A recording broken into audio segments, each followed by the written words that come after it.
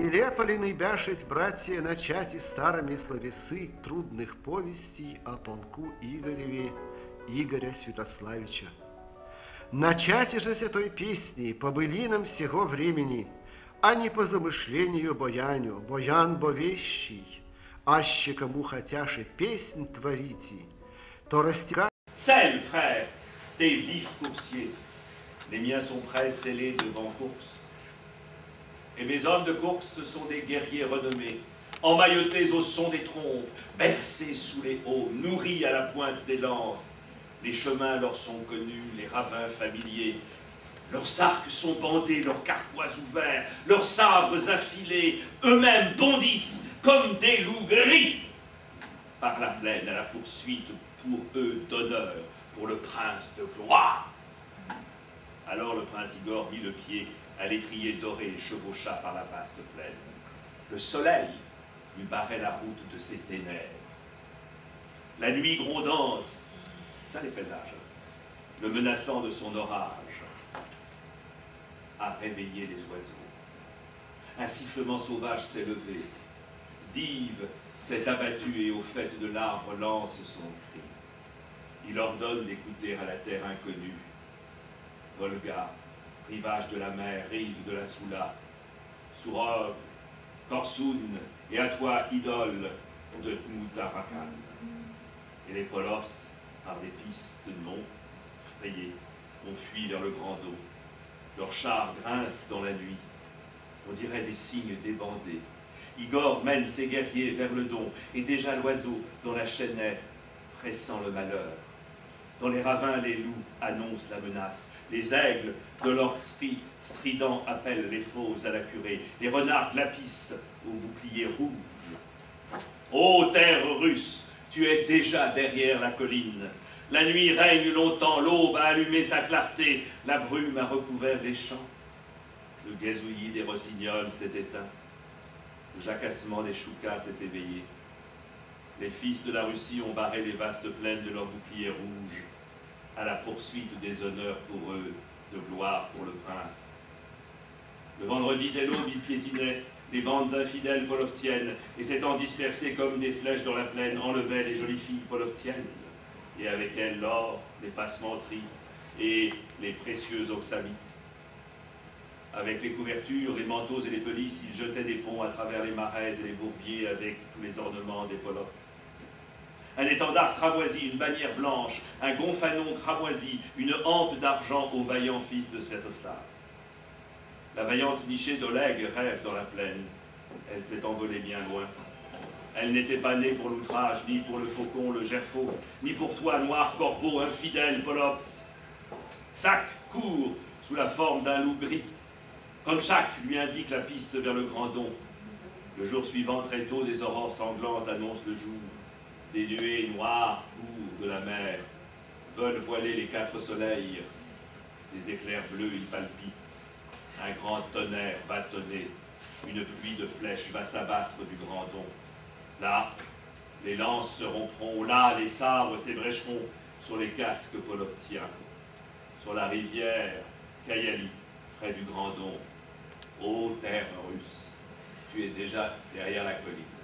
Et vous entendez la défaite qui s'annonce derrière la gloire apparente, derrière la victoire qui est un faux semblant. Mais vous avez entendu l'importance de l'arrivée de la nuit, du présage, c'est-à-dire qu'au moment où l'on vit quelque chose est ce péril du futur. C'est-à-dire que ce livre, il est constamment entre l'avant, le pendant et l'après. Et c'est au sens propre la naissance du récit. C'est ça l'épopée, n'est-ce pas? Et j'ajouterais que, peut-être je vous laisse commenter, l'importance du rouge. Bon, le rouge, dans beaucoup de civilisations, c'est la belle couleur. Tous ceux qui connaissent le russe savent, vous devrez savoir que ce qu'on appelle chez nous la place rouge n'est pas la place rouge, c'est la belle place. Mais en russe, et surtout en russe populaire, le rouge signifie aussi beau, comme dans beaucoup de cultures, notamment en Chine et dans bien d'autres encore. Le rouge est la couleur vive, la belle couleur. Donc, il y a bien sûr la signification héraldique, disons, du rouge, mais c'est un fait probablement archéologique que en Scandinavie, dans les pays slaves et notamment en Russie, les boucliers, en tout cas ceux des princes, étaient de couleur rouge, probablement comme indication du rang de la personne qui le portait. Donc, et alors, ce que je voulais vous dire, peut-être vous n'y avez pas fait attention, mais j'aimerais que vous le commentiez. À un moment donné, alors évidemment, c'est un nom qui vient du vieux russe, mais c'est le diable, c'est le démon, c'est Dive. alors, Et quand Dive s'est abattu et au fait de l'arbre lance son cri, c'est le moment le plus important du texte, bien sûr, qui est passé dans le texte comme ça. J'aimerais que vous le commentiez. C'est une question piège d'une certaine façon, parce qu'il existe une énorme littérature sur ce fameux Dive. C'est autour de ça, c'est exactement comme Ahriman dans la civilisation mazdéenne. Dive est extrêmement important parce que pour un russe, je sais trop que je dois constamment, moi, remettre de l'espérance dans le tragique russe avec lequel je vis, c'est que Dive est là tout le temps, hein, même chez un russe d'aujourd'hui. Mais malheureusement, les Russes non historiens, non philologues et non spécialistes de la mythologie le confondent souvent avec un oiseau, parce qu'il apparaît dans le texte, on pourrait le prendre pour un oiseau. Alors c'est un génie du mal. C'est un génie. Comme le djinn, n'est-ce pas, dans la civilisation iranienne.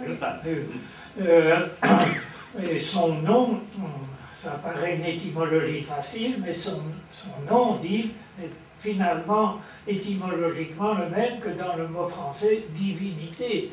Ça vient de Deivos, qui signifiait le ciel. Il y a un développement linguistique sur ce texte.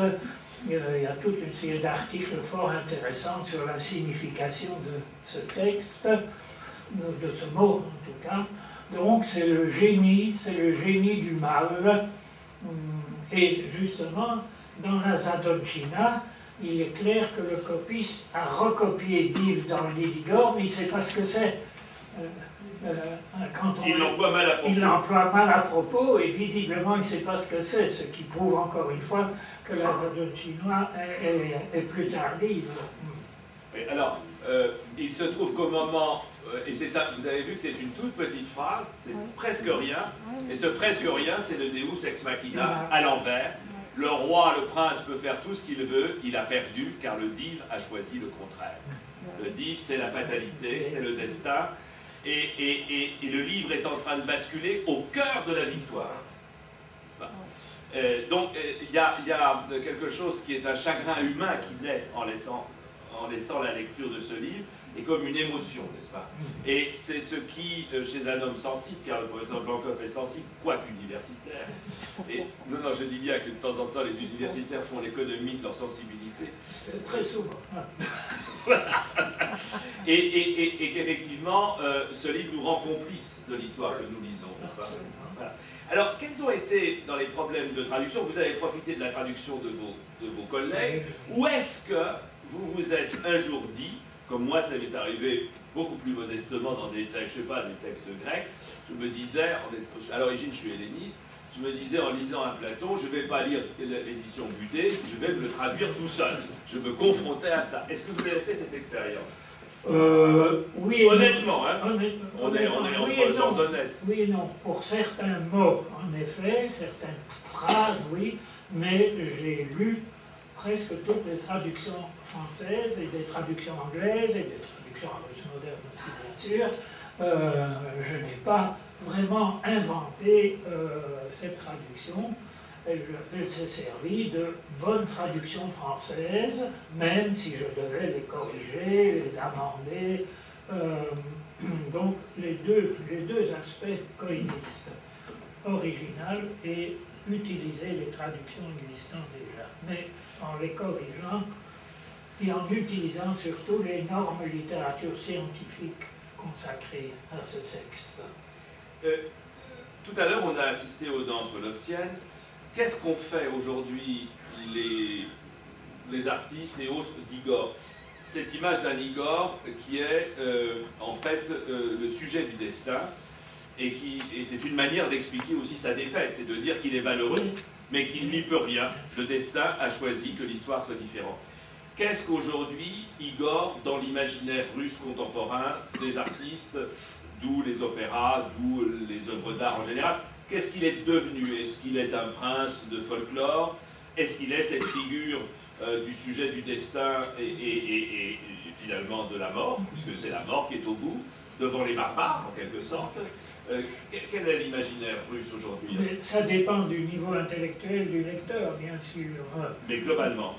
Globalement, il représente l'appel à l'unité, précisément, éviter le morcellement féodal. C'est l'aspect de l'unité qui prime, je pense, chez la plupart des lecteurs, s'ils ne sont pas des philologues ou des linguistes. Oui. Autrement dit, il rappelle les origines, mais au fond, on a fait l'économie de la défaite. Oui, exactement. C'est un petit détail, mais qui n'est pas inintéressant. Il se trouve que vous écrivez dans votre texte, il n'est pas inutile de mentionner l'intervention de la Zalotchkina comme dans le dit d'Igor, de Dives, l'être démoniaque hostile aux Russes. Car ça va beaucoup plus loin que ce que vous croyez, peut-être vous l'avez perçu ou vous le savez. Il y a cette idée chez les Russes que le destin peut leur être contraire et qu'ils ont un ennemi qui s'appelle le diable. Et que ce diable, ce dive-là, son nom peut être attribué à un certain nombre de gens, à un certain nombre d'épisodes de l'histoire, et que Dive va devenir l'incarnation de ce qui, globalement, est hostile à la valeur russe. Hein, c'est donc toute une symbolique. Voilà, j'entre là-dedans pour reconnaître un peu dans l'intimité la manière dont ça réagit, n'est-ce pas? Et c'est pour ça que ce livre est très passionnant.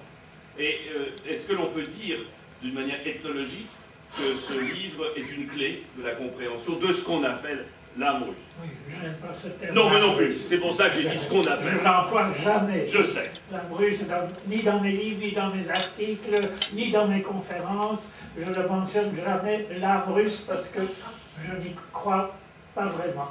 Il y a, oui, russe signifie beaucoup de choses.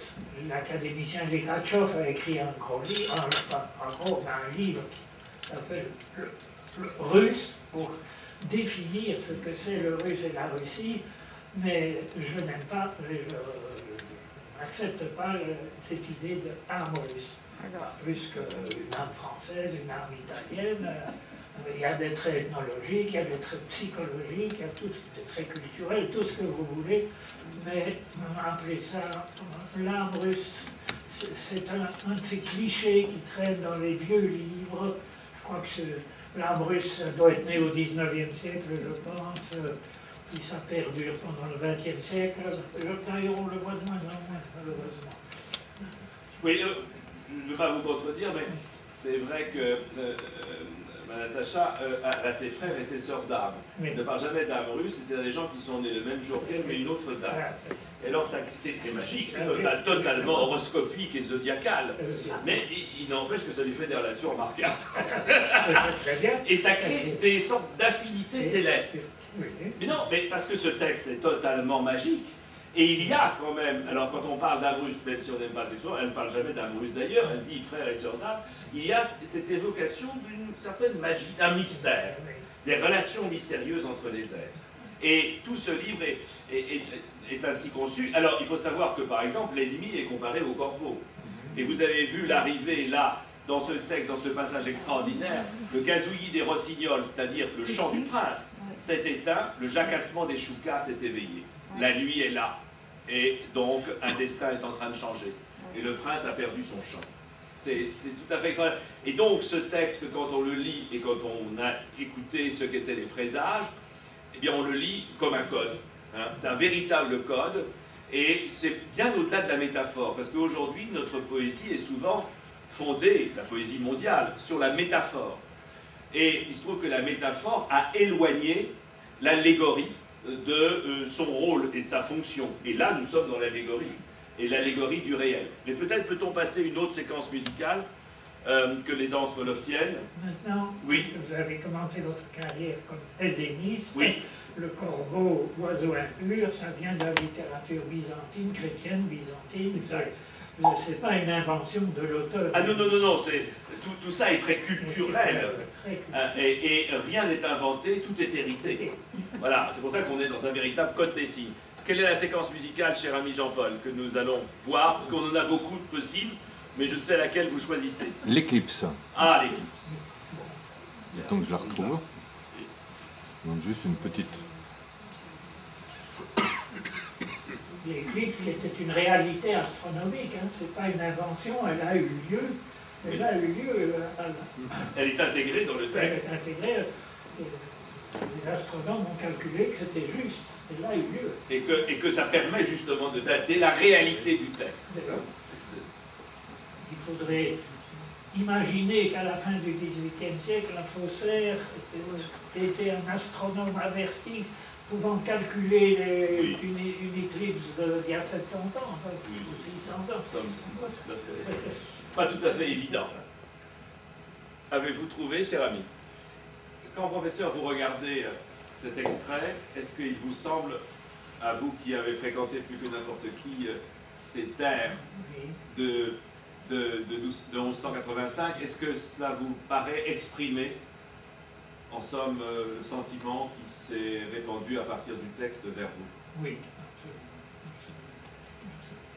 Je tiens aussi à préciser que le Déligor est un texte de la littérature vieille russe, mais il appartient aussi au patrimoine de la Russie, mais aussi de l'Ukraine et de la Biélorussie aussi. On peut dire que c'est un texte qui unit trois régions, trois pays, trois républiques.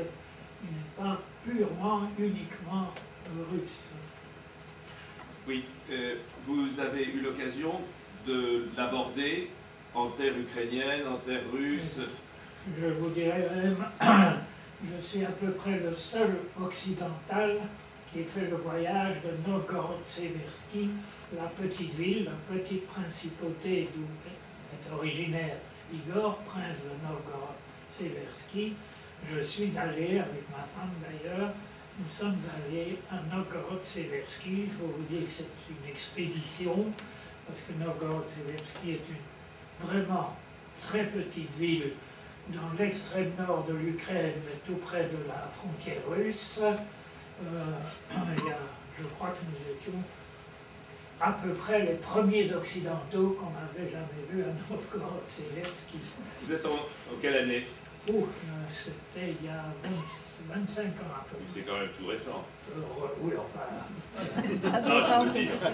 C'était d'ailleurs vraiment... Non, par rapport au fait que ce soit le premier occidental dans cette ville. C'était vraiment une expédition qui valait à peu près celle d'Igor. Il a fallu prendre le bateau de Kiev jusqu'à Tchernigov, une ville très très intéressante de l'ancienne Russie, de l'ancienne Ukraine. À Tchernigov, nous avons dû prendre un petit coucou, un petit avion biplan, magnifique, c'est le plus beau. J'ai fait beaucoup de vols en avion dans ma vie. Le plus beau, c'est le vol entre Tchernigov et Novgorod-Seversky, parce que ce petit biplan est utilisé par les paysans dans des buts agricoles. On l'appelle d'ailleurs kukuruza, maïs. Et d'abord, les sièges sont des sièges métalliques, tout ce qu'il y a de plus primitif. Le pilote, pour prendre les commandes de l'avion, a dû enjamber des sacs de journaux et de courriers, ramper sur des sacs de courriers et de journaux. Et puis, ce qui était magnifique, c'est qu'il volait à 300 ou 400 mètres d'altitude. On voyait tout, on voyait les villages, on voyait les maisons, on voyait les tumuli, les kourganes, comme on dit en russe, on voyait les kourganes du Moyen-Âge, parce qu'il y en a des centaines non fouillées encore dans cette région. On les voyait très bien de l'avion. Quand il est arrivé à Novgorod-Seversky, il ne faut pas croire qu'il y avait vraiment un aéroport. Il y avait une prairie et une petite cahute en bois. C'était l'aéroport de Novgorod-Seversky.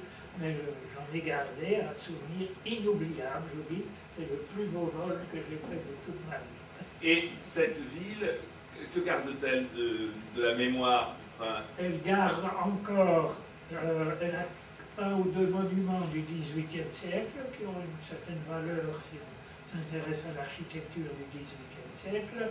Et elle a gardé l'église dans laquelle Igor allait suivre la liturgie. Bon, l'église elle-même a été rebâtie, mais la substructure, les fondations de l'église sont celles du XIIe siècle. J'ai marché sur Les traces. littéralement sur les pavements qu'avait foulé Igor. C'était émouvant aussi, d'ailleurs. Je comprends. Le livre bascule au moment où les deux frères, vous avez compris, eh bien, vont en quelque sorte devenir des frères ennemis. C'est une chose terrible. Et avant, je sens que je rentre dans le sujet, que je rentre un peu dans l'épopée, et donc on ne va pas continuer très longtemps encore, mais ça vaut la peine de persister à partager le texte. Et juste au moment où ça bascule, où la défaite est là déjà, la lutte des princes contre les infidèles a cessé, car le frère a dit à son frère, « Ceci est à moi, et cela aussi est bien. » Et les princes ont commencé à dire de ce qui était une petite chose que c'était une grande, et à forger contre eux-mêmes la discorde. Et les infidèles de tous côtés sont entrés en terre russe, accompagnés de la victoire. J'ai lu ce texte parce que je voulais poser la question au professeur Blancoff, dans ce monde qui est païen, qui sont les infidèles donc? Ce mot infidèle, vous l'avez traduit parce que j'ai lu d'autres traductions quand même, pour voilà, vous interroger et vous interpeller. Les infidèles, ce sont les Polovs, ce sont les nomades de la steppe. Quand ils sont tout aussi païens que les autres, enfin tout le monde est païen là-dedans, mais ils sont quand même infidèles. Ils sont quand même infidèles, ah oui, oui. Vous voyez, c'est l'autre. C'est l'autre. C'est quand même l'autre. Et vous êtes sûr de votre traduction, voilà. Ah oui. D'accord. Tout le monde ne l'a pas traduit par infidèle. Hein. Non. Vous savez, c'est pour ça que je me permets. Vous n'avez pas en tête les autres traductions, j'aurais pu les apporter, mais non, ça n'a pas d'importance. De toute façon, vous êtes le meilleur. Donc, ce n'est pas la peine. Et c'est après, et c'est un texte très émouvant qui est le suivant, qui est très court. Au loin a volé le faucon, fondant sur les oiseaux vers la mer. Tout ça étant évidemment métaphorique et allégorique. Hein. Et on ne ressuscitera pas la vaillante armée d'Igor. Derrière elle ont élevé leur plainte, la pleureuse et la lamentation, avec P majuscule et L majuscule. Bondissant à travers la terre russe, agitant la braise dans la corne ardente. Les femmes russes pleurent, disant déjà plus, notre pensée n'imaginera nos bien-aimés, ni notre esprit ne les caressera, ni nos yeux ne les contempleront. Et l'or et l'argent, il ne nous sera plus donné de les toucher. Heureusement que c'est symbolique. Or donc, frère, Kiev s'est mis à gémir dans la douleur, et Tchernigov dans l'infortune. La peine s'est répandue à travers la terre russe, une tristesse immense a coulé au cœur de la terre russe. C'est un texte Très court, mais très... Voilà, très, très beau, qui dit toute cette plainte, et à partir de ça, continue le fait qu'au lieu de combattre l'ennemi, ils se combattent entre eux. Et ils continuent à forger de leurs mains la discorde contre eux-mêmes. Les infidèles, eux, faisant irruption avec la victoire, prélevaient un écureuil par foyer. Je me suis posé la question, puisque les animaux sont omniprésents, qu'est-ce que c'est que cet écureuil? C'est une unité monétaire de la vieille Russie, c'est la peau d'écureuil. La peau d'écureuil était une relativement petite unité monétaire. Mais qui était une peau d'écureuil, et du coup ça rentre dans toute cette animalerie qui fait partie de l'ensemble. Et comme une tornade, je passe à un paragraphe, Kobiak l'infidèle, il l'avait arraché du fond de sa baie marine, de ses innombrables troupes de fer polovtiennes, et Kobiak s'était écroulé dans la ville de Kiev, dans la grande salle de Sviatoslav. Et maintenant les Germains et les Vénitiens, maintenant les Grecs et les Moraves chantent la gloire de Sviatoslav, blâmant le prince Igor qui a noyé la prospérité au fond de la rivière Kayali, la rivière polovtienne, éparpillant l'or russe. Voici que le prince Igor est passé de la selle dorée à la selle de la captivité. Les remparts des villes se sont couverts de tristesse, la joie s'est tue. Et Donc ça veut dire que quand on lit ce livre, on est dans ce lamento qui est permanent. Et à votre avis, et c'est une grande question, à quoi a servi ce texte? Car voilà la question. Oui, c'est vrai. Oui, oui. Il a servi, je pense, à quoi ont servi beaucoup de textes du russe, ceux des chroniques, d'autres aussi. Il a servi à la cour de prince, il a servi dans les monastères. Mais pour se rappeler la vanité des gloires, pour se souvenir malgré la défaite. Non, pour cet appel à l'unité qui reste quand même le pilier du texte. Je pense que je ne sais pas s'ils ont réussi, mais c'est ça la séquence. Ce que semble démontrer la fin du texte. Oui. La fin du texte, justement, est une sorte de gloire sans victoire. Oui. Hein?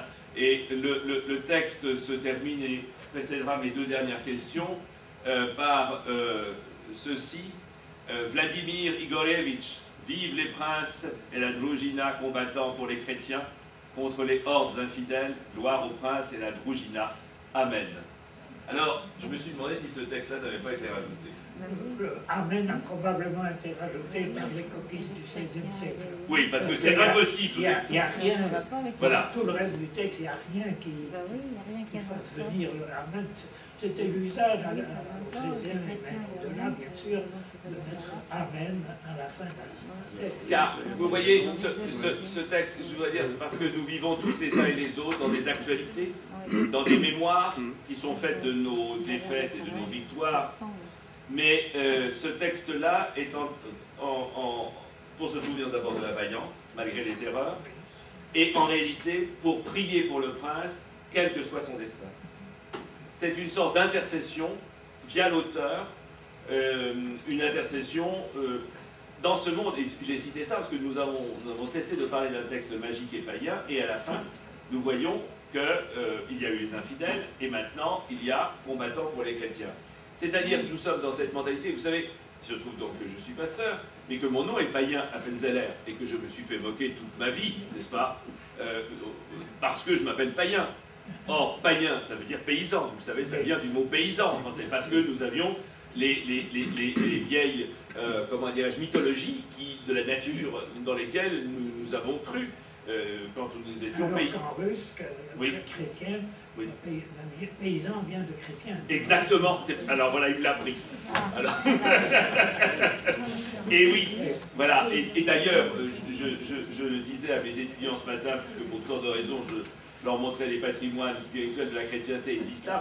Et par hasard, parce que quand même je suis un peu baigné dans la Russie, je leur rappelais que les grands saints de la Russie sont des ermites, et notamment Saint Serge, et il est dans l'arbre. Donc l'arbre est chrétien, si vous voulez. Alors que chez nous, l'arbre... Comme disait Saint Martin, il faut en éradiquer les idoles. Parce que, effectivement. Mais oui. C'est un symbole païen. Hein. Bah, le sapin, évidemment. C'est pour ça qu'il a été introduit par les protestants allemands. Non, ça, c'est moi qui me sers. Mais bon. Toujours est-il que nous sommes dans ce livre qui est extrêmement intéressant parce que ce XIIe siècle a été un moment de passage dans l'histoire. Vous êtes d'accord? Et où tout l'héritage de la terre et de ses dieux, eh bien, entrait, je dirais, en confrontation et voilà, essayer de se réunir à ce qui était l'héritage de Byzance, dont la Russie, évidemment, était le messager et reste le messager. Et donc, ce texte est un texte de passage. Comme tel, vous avez peut-être entendu, et c'est mon ultime question, la beauté de la traduction. Est-ce que par ailleurs vous êtes écrivain? Est-ce que vous avez corrigé les textes de Maurice Carême? C'est pas rien de corriger quand même les textes de Maurice Carême. Ça veut dire qu'on a... Vous savez que Maurice Carême, c'est quand même l'homme de la poésie transparente, la plus simple, et pas simplement la poésie des écoliers, mais qui est une poésie de la question. C'était un homme athée, mais qui se posait les questions de qu'est-ce que c'est que le mystère. Et sa poésie est si claire que pour la corriger, il faut être dans l'esprit poétique, et pas du tout dans le style, enfin pas faire du style, de l'ornement. Donc il faut avoir un esprit poétique, à mon avis, assez pur. J'ai écrit quelques poésies moi-même. Vous aussi. Et justement, comment est-ce qu'à un moment donné, vous avez cédé à l'effet de style? Comment vous avez trouvé des équivalents en français? Parce que finalement, on n'a pas du tout parlé de ce qu'est l'art de la traduction. Eh bien oui, mais c'est pas traditore, c'est trop facile. Oui. C'est trop facile. C'est un peu plus compliqué. compliqué que ça. Oui, Mais bon, c'est pour ça que cette traduction m'a pris des années, justement. oui. Oui. Et donc, comment vous l'avez conçue, cette traduction, pour donner... Un homme de science, d'abord. Pas en écrivain, en poète, oui, mais surtout un homme de science. Absolument respecter le, entre guillemets, original. Et je voudrais faire une confession. Oh bah. Vous êtes pasteur, vous le permettez. Oui, mais les pasteurs ne reçoivent pas de confession. C'est vrai qu'on nous fait des confidences. Mais je suis aumônier, par ailleurs, donc je suis un... Oui, allez-y, allez-y. Et puis on fait ça en public, nous, donc c'est très très bien. Non, mais je suis très content, parce que c'est un de mes confrères, quand même, qui dirige la maison, et donc on se connaît. Il y a... On s'est rencontrés grâce à Jean Colmar. Dans ma traduction, il y a un anachronisme ou un contresens, mais voulu. À un moment donné, je parle d'une tribu que j'appelle les Huns, H-U-N-S bien sûr. C'est un contresens, c'est un anachronisme voulu. Pourquoi voulu? Parce que le terme scientifique aurait été les Chines, c'était le nom en vieux russe de cette tribu d'Asie, tribu asiatique, mais personne en Occident ne connaît les Chines, sauf peut-être 2 ou 3 orientalistes, donc je n'ai pas voulu mettre ce terme incompréhensible aux lecteurs occidentaux, et je l'ai poétiquement remplacé par les Huns, qui n'existaient plus, bien entendu, au XIIe siècle, mais c'était une licence, comme on dit, une licence poétique. J'espère que je serai pardonné. Et alors vous serez totalement pardonné si vous faites quelque chose que vous ne savez pas que vous allez faire, mais que j'aimerais que vous fassiez. Je souhaiterais que vous vous exécutassiez. C'est que vous lisiez le dernier chapitre en vieux russe. Voilà, celui qui se termine par la même et que vous entendiez le vieux russe. Très bien, très bien. Merci, professeur. Avant de le faire, je voudrais encore insister sur quelque chose dont on ne parle pratiquement jamais. Nous parlons du XIIe siècle, siècle extrêmement important dans la culture vieille russe. Il y a depuis longtemps, mais plus que jamais, des débats, et en Occident et même parfois en Russie, sur le niveau culturel de la vieille Russie très important. médiévale. C'est bien ça. D'ailleurs, M. Hoffman souligne ce point. Et ça rebondit régulièrement. Il y a des... La barbarie, oui. Il y a des détracteurs, il y a des gens qui disent, et même des gens de science qui disent, oh, la Russie au XIIe siècle, c'était des barbares, d'autres au contraire, des nationalistes qui veulent un petit peu trop enjoliver les choses. Il y a une chose certaine, et là je parle en historien et en archéologue, plus en historien de littérature, je parle aussi en historien de l'art, parce que le niveau des monuments vieux russes des 11e, 12e, 13e siècle est un niveau extraordinaire. Ces monuments sont superbes. Ils valent les plus beaux monuments en architecture et dans la peinture d'icônes aussi d'ailleurs. Ils valent les plus beaux monuments de l'Occident. Donc le XIIe siècle est un siècle de haut niveau culturel en Russie. Peut-être plus même en Occident, mais en tout cas autant. C'est dû en partie à l'héritage byzantin, il y a toute une série de raisons, mais nous en avons les preuves archéologiques, parce que les objets nombreux qu'on retrouve pour le XIIe siècle sont d'une remarquable qualité artistique. Avec l'invasion mongole de 1237-1240, il y a une chute, et là, on peut dire tout ce qu'on veut, l'archéologie le prouve. Les objets d'après 1237-1240, disons, chute de Kiev 1240, sont d'abord moins nombreux, l'inventaire archéologique est beaucoup plus pauvre, et surtout, sa qualité est nettement moins élevée. Donc ce XIIe siècle a engendré un chef-d'œuvre, et ce n'est pas un hasard, ce n'est pas... Non, exactement, il fait partie d'un ensemble. D'un ensemble. Merci, et merci pour cette lecture. Et je tenais à le souligner parce mais qu'on en parle très peu. Mais vous savez, j'ai un tout petit aparté, mais c'est comparable à la France. Jean sans peur a été un homme extraordinaire et l'homme de la première Renaissance française. La guerre de 100 ans a éradiqué tout ça et puis les ducs de Bourgogne sont morts. Et aujourd'hui, on dit que la Renaissance est italienne, mais elle a commencé en France. Voilà, il y a eu une Renaissance française exceptionnelle, enfin, dont je suis un peu l'historien. C'est pour ça, et c'est très comparable. Mais, et c'est vrai que certains de mes confrères, je me souviens de mon confrère Chaunu, protestant comme moi, et qui a été intervenu à la radio souvent, disait les guerres, c'est les contacts interculturels. Je veux bien, mais de temps en temps, c'est aussi la ruine, c'est aussi la rupture, si vous voulez. Et nous sommes ici dans un sommet de civilisation. On peut dire ça, n'est-ce pas? Absolument. Ah, je vous laisse, professeur, voilà, lire. Donc, il est question de Boïane aussi engendré. C'est le texte qui se termine par l'Amen, n'est-ce pas? Que j'ai lu tout à l'heure, c'est le dernier chapitre. Engendré aussi une grosse littérature. Qui était ce Boïane? Oui. Mason prétendait que c'était une invention, etc. Bon. Il a des pouvoirs magiques, on le dit, Boïane le devint, mais, et je ne dis pas que c'est le même, personne ne le dit.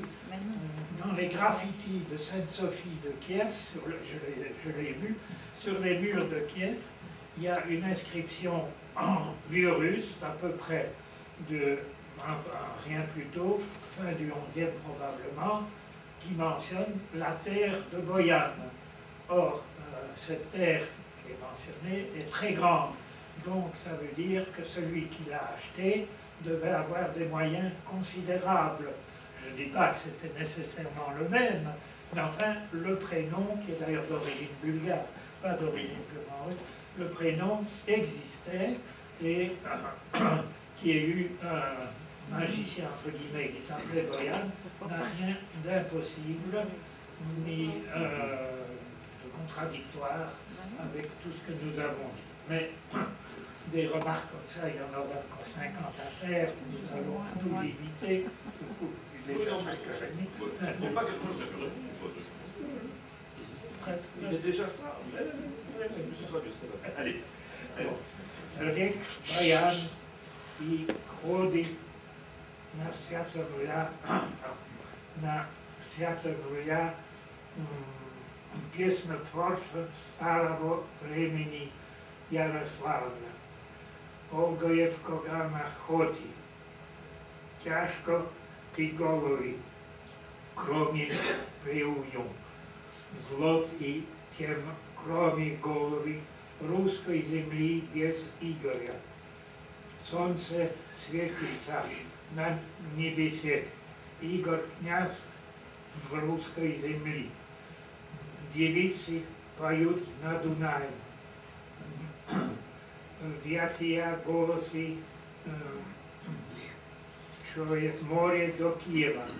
Игорь идет по Боричеву к Святой Богородице Пирогорской. Je m'arrête une seconde parce qu'on a toutes les traductions précédentes disent toujours Igor monte du bas de Kiev vers l'église de la Vierge Pyrogosha, qui est probablement un nom d'origine byzantine d'ailleurs. En réalité, les fouilles de ces 25 dernières années ont mis à jour les fondations de cette église et elle ne se trouve pas dans le haut de Kiev, elle se trouve dans le bas, près du Dniepr. Donc Igor ne monte pas vers la Vierge Pyrogosha, il descend du haut de Kiev vers Pyrogosha. Vous me direz que ça ne fait pas une grande différence poétiquement, mais enfin, du point de vue de l'architecture et de l'exactitude historique, il faut la respecter. Strani radi, gradi veseli, pjevše pjesme starim kňazem, a potom molodym. Il faut que les vieux changent leur chanson, et maintenant il faut que les jeunes la chantent. C'est une phrase extrêmement profonde que je cite souvent, que je citais souvent à mes étudiants. Le résultat n'a pas toujours été très probant. Mais il faut tenter ça. Non, il faut, dans la vie, il faut tout le temps tenter des choses. Svetislava, Igorem Sviatoslavića, Vujtur Vsevolod Vladimir Igorjeviću, Ah, Bouitour, le taureau vaillant. Ah oui. Ça, c'était aussi... Ça revient en permanence dans le Ah, texte. oui, oui. Dans tout le texte. Moi, je suis né de 13 mai, donc je suis un homme du taureau, hein, si on croit à ça. Donc je suis un taureau vaillant aussi. Donc j'ai bien aimé, je me suis dit, ça c'est moi. Mais c'était un des arguments, entre guillemets, de Manon. Oui. Qu'est-ce que c'est que ce taureau vaillant? Ça vient des romans de Fenimore Cooper, ou de Mayne Reid, je ne sais plus s'il disait Mayne Reid ou Fenimore Cooper. D'abord, à l'époque où Mayne Reid et Fenimore Cooper écrivaient, Personne ne connaissait encore, donc c'était impossible. Et en plus, j'ai trouvé ce terme vaillant taureau dans des textes de l'Égypte ancienne, datant de 1500-2000 ans avant. Et il est aussi dans Homère. Oui. Alors bon, voilà. Moi, le vaillant taureau, je l'ai constamment rencontré. C'est quand même Jupiter qui enlève Europe en étant un taureau, hein. Quand même, une limite. Bon. Pardon. Bouitour, Всеволод Владимир Игоревич, Zdravý kňazi, družina. C'est parce qu'il envoie Valdaguet. Il a pris mon... Mon micro. Pour un professeur d'université, c'est encore vénère.